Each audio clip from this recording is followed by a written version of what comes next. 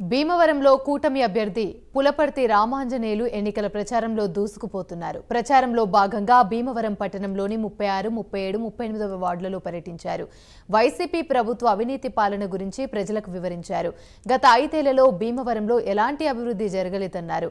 వైసీపీకి చరమగీతం పాడాలంటే ఈ నెల 13న జరిగే ఎన్నికల్లో కూటమికి ఓటు వేసి గెలిపించాలని కోరారు.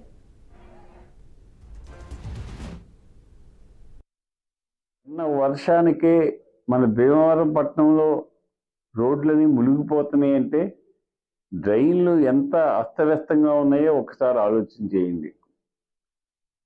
ఈ ప్రభుత్వం వచ్చిన తర్వాత ఈ స్పెషల్ ఆఫీసర్ టైంలో గంధి శ్రీనివాస్ గారి నాయకత్వంలో రోడ్లు తొడవటం కానీ, చెత్త తీయటం కానీ, డ్రైన్లు బాగు చేయటం కానీ జరగలేదు.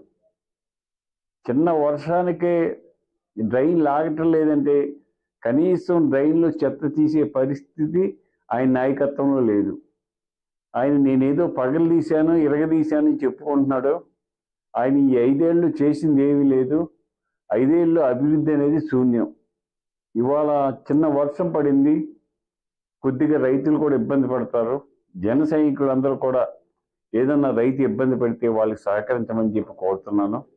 ముఖ్యంగా భారత ప్రధాని నరేంద్ర మోడీ గారు 5 సంవత్సరాల్లో ఒక్కసారి కూడా జగన్మోహన్ రెడ్డి గారిని మాట కానీ పేరు కానీ ఎత్తలేదు.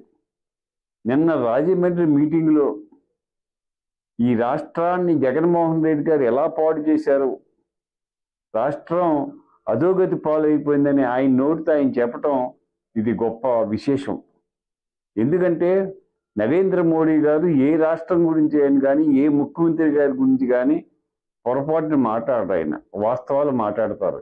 అంటే జగన్మోహన్ రెడ్డి గారు ఆంధ్ర రాష్ట్రాన్ని అధోగతి పాలు చేశాడు, 30 సంవత్సరాలు వెనక్కి పంపించేశాడు. ఈయన పంపించేయవలసిన అవసరం ఉందని నరేంద్ర మోడీ గారు చెప్పడం చాలా హర్షణీయం. ఖచ్చితంగా జగన్మోహన్ రెడ్డి గారు 13వ తారీఖు ఎలక్షన్లో